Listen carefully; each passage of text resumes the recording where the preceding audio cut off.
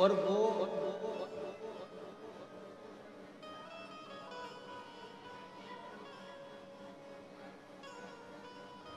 आपने अपने भांजे को फोन लगाया, भांजी को फोन लगाया, दीदी को फोन लगाया कि नहीं तुम्हें राखी पर आना पड़ेगा, राखी पर आना पड़ेगा।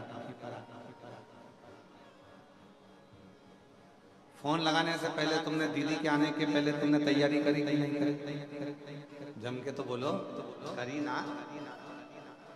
पत्नी ने पूछा क्यों? वो दीदी आने वाली है इंदौर वाली, वो जीजी आने वाली है झांसी वाली, ग्वालियर वाली, क्या दोगे उनको?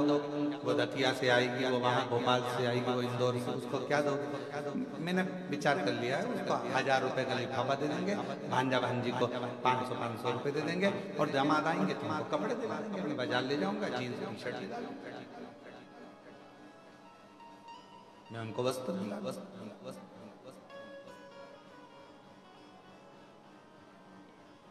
बहन को घर पर बुलाया, भांजे को घर पर बुलाया, उसके पहले तुमने व्यवस्था कर ली देने। उसी तरह कुबेर भंडारी जिसको बुलाता है कुबेरेश्वर धाम पर, उसको देने की व्यवस्था पहले कर लेता है कि इसका मुझे याद है,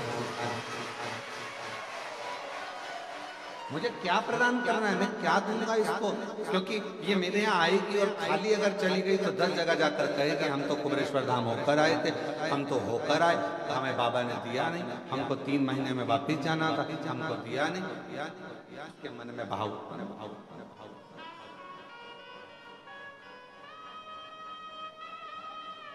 वो व्यवस्था करता है पहले। कितने लोग हैं जो भोपाल से इंदौर निकल जाते हैं पर कुबेरेश्वर धाम अंदर तक नहीं आते, और एक दिन ऐसा आता है कि वो कुबेरेश्वर धाम में अंदर तक आ जाते हैं दर्शन करने के लिए। क्यों? बाबा बुलाता। और तेरी कृपा बिना ना हिले लेते कृपा से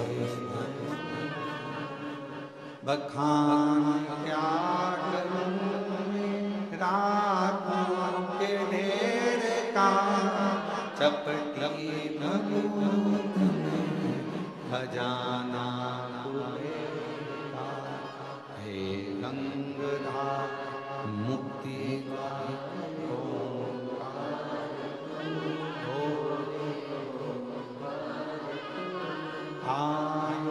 शरण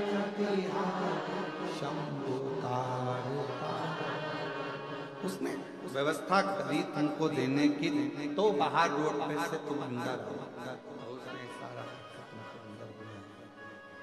वो अगर व्यवस्था नहीं करता, व्यवस्था कुछ करता है तो तुम अंदर भी नहीं आते, बाहर से ही निकल कर चले।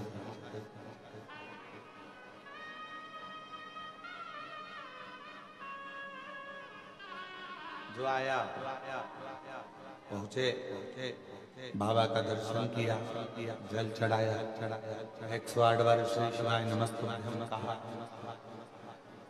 कंकर शंकर पूजन करी, मंत्र जाप किया, नाम जाप किया, स्मरण किया,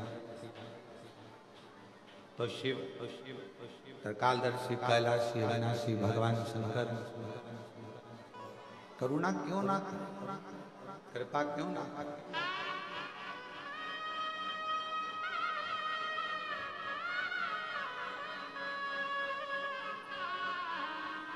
फिर शिव करुणा क्यों ना।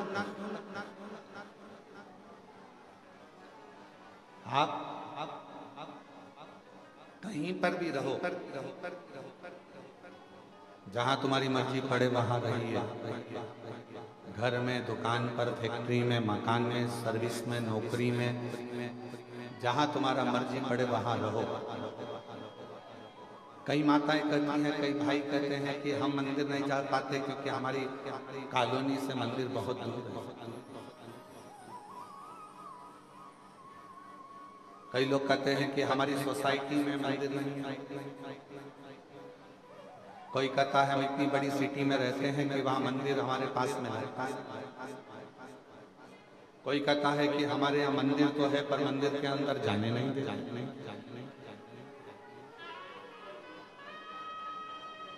हम मंदिर के अंदर भी नहीं पहुंच पाते।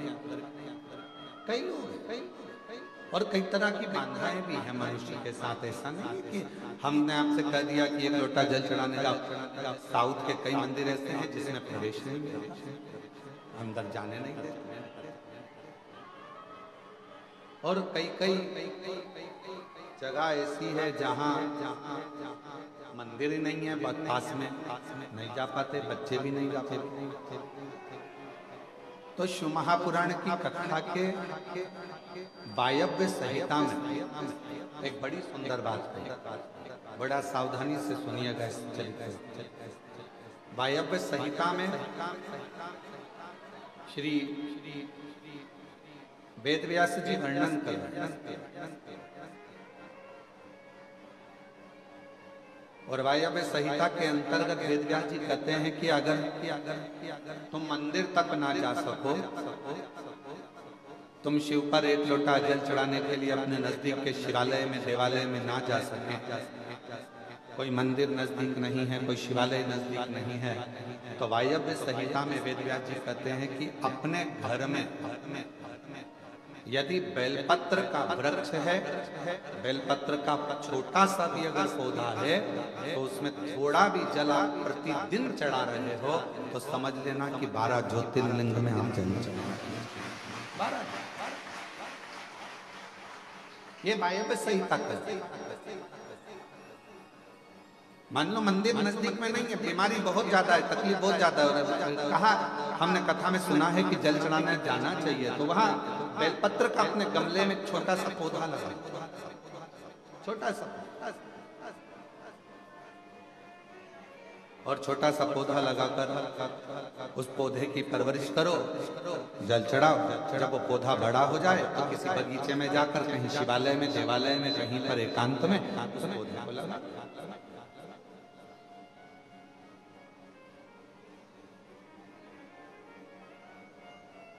जैसे तुलसा जी को बड़ा कर तुलसा जी का मंगल विवाह शालिग्राम जी से होता है, देव उठनी एकादशी पर शालिग्राम बाबा के साथ मंगल विवाह किया जाता है, वैसे ही बेलपत्र के पौधे को बड़ा कर उसको भी शिव को समर्पित किया जाता है,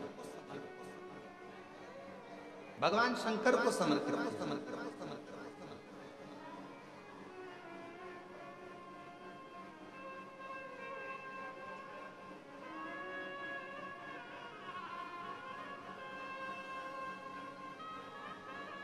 पर उस पौधे को पहले आपको बड़ा करना पड़ता है। पहले जैसे बेटी को बड़ा करते हैं और फिर उसका कन्यादान करते हैं, बेटी को बड़ा कर कन्यादान देते हैं, उसी तरह से बेलपत्र के पौधे को बड़ा कर उसकी आराधना साधना कर फिर उसका दान दिया। कई लोग बड़े विचित्र हैं कि भाई हमको बेलपत्री का पौधा दान करना है, कुमरेश्वर धाम आए, उज्जैनी गए, किसी गुरुजी के यहाँ गए और बाजार में से पौधा ले लिया और बेलपत्र का पौधा दान किया। उसको कम से कम थोड़ा समय अपने घर में तो रखो।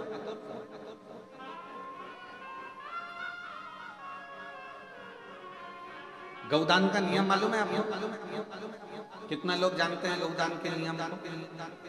गौदान का नियम होता है, कई लोग बेटी के विवाह में गाय दान करते हैं, कई लोग कोई शांत हो जाता है तो 12वें में 13वें में गाय दान करते हैं ना, गौदान करते हैं। तो उसका नियम क्या है?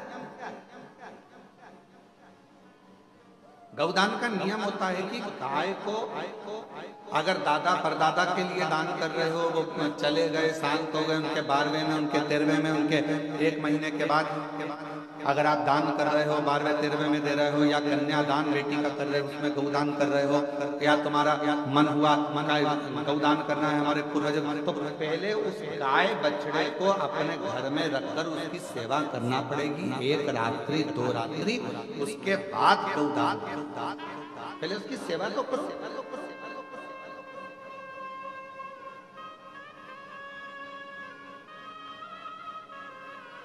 आपने तो डायरेक्ट फोन कर कह दिया गाय लिया ना, दान करना। पंडित जी ने संकल्प छुड़ाया, गाय दरवाजे पर आई और 1 मिनट में संकल्प छूटा। पंडित जी से कहा ले जाओ गाय, लेके जाओ जल्दी से, गाय बछड़ा लेकर जाओ। पंडित जी गाय बछड़ा ढीले कम कर, गाय बछड़ा पंडित जी लेकर। ये श्रेष्ठता नहीं। तुलसा जी का पौधा घर में रखकर उसको पोषित कर बड़ा कर फिर शालिग्राम भगवान से विवाह कर बेलपत्र का पौधा पहले बड़ा कर अपने घर में थोड़ा सा, नहीं ज्यादा रख सकते तो 8 दिन 7 दिन 5 दिन 15 दिन 20 दिन 1 महीना 2 महीना 4 महीना 6 महीना जितना आप रख सकते हो रखकर फिर किसी जगह पर क्यों क्या जरूरत है गुरुजी अपने घर में पौधे को रखकर फिर दान करना, अपने घर में पौधे को रखकर फिर कहीं लगवाना, अपने घर में पौधे को पहले परवरिश कर फिर कहीं उसको लगवाना? कारण क्या पड़ता है? कारण एक है, वायव्य संहिता शिव महापुराण की कहती है अगर हमने किसी बेलपत्र के पौधे को अपने घर में रखकर 5 दिन 7 दिन 1 महीना 15 दिन 6 महीना उसको परवरिश करा तो हमारे घर का कितना भी नेगेटिवता, कितनी भी हमारे घर में कुछ भी गंदा हो रहा है, कुछ गलत हो रहा है, कोई गलत हो रहा है, कोई झूठ बोल रहा है, कोई पाप कर्म हो गया हमारे घर में, इस भूमि पर जिसमें हम रहते हैं उस घर में एनर्जी अगर नहीं है तो आपने उस पौधे को अपने घर में रखकर उसका परवरिश कर 15 दिन 7 दिन 1 महीना 2 महीना 6 महीना 8 महीना जितना तुम्हारा मन कर जाए, 1 दिन 2 दिन, उसके बाद पौधे को कहीं लगा। क्यों? वो हमारे घर का पूरा गलत जो भी विचार होंगे, गलत सोच, गलत विचार, गलत ऊर्जा वो पौधा ग्रहण कर लेगा। बेलपत्र का पौधा अपने अंदर उतार बेलपत्र और बाद में फिर वो बेलपत्र के पौधे को हम ले जाकर कहीं आरोपित कर देते हैं तो उसकी ऊर्जा हमारे घर पर हमेशा कैसे? इसके सत्य प्रमाण क्या हो सकता है? तो सत्य प्रमाण का स्मरण करिएगा। एक गाय को 5 दिन 7 दिन 9 दिन 15 दिन अपने दरवाजे से रोटी दी, 9 दिन रोज रोटी दो, 10वें दिन गाय तुम्हारे दरवाजे पर आकर खड़ी होगी। बोलो तो खड़ी होगी कि नहीं होगी? जम के तो बोलो, खड़ी होगी ना। गौ माता को तुमने रोटी दिया और गाय रोज आकर तुम रोटी खा रहे, 2 दिन 3 दिन 5 दिन तुमने रोटी दिया तो गाय आकर खड़ी हो जाए। एक कुत्ता को तुम्हारे दरवाजे पर रोटी देना चालू करो, 8 दिन बाद वो कुत्ता तुम्हारे दरवाजे पर बैठना चालू कर देगा। बोलो सही है कि गलत? जम के तो बोलो। एक पक्षी